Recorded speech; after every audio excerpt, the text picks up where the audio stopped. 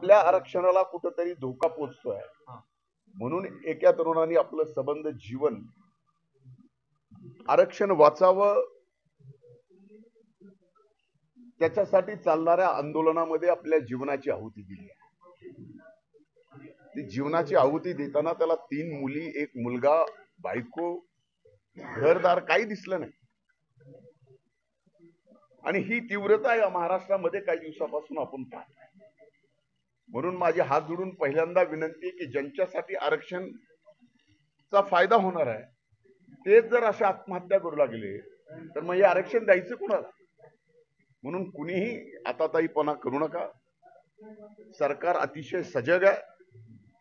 माननीय मुख्यमंत्र्यांनी, माननीय उपमुख्यमंत्र्यांनी कुठल्याही आरक्षणाला धोका लागणार नाही याची खात्री घेतलेली आहे, जबाबदारी घेतली आहे.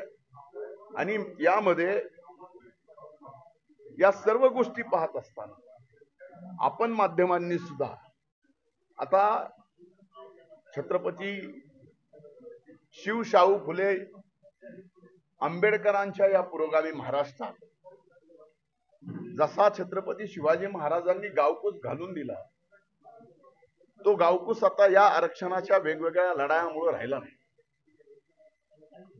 2 जातीचे जिवलग मित्र एकमेकाच्या जीवावर उठायला लागले. आणि काही जिल्ह्यात तर पोलीस डिपार्टमेंट मध्ये पोलिसांना ड्रेसवर अन्नाव लावायची सुद्धा बंदी आहे. हे छत्रपती शाहू फुले आंबेडकरांच्या महाराष्ट्राला शोभणारं नाही. म्हणून आता आपल्या सर्वांना प्रयत्न करावे लागतील आणि पुन्हा ती समता या ठिकाणी प्रस्थापित करावी लागेल.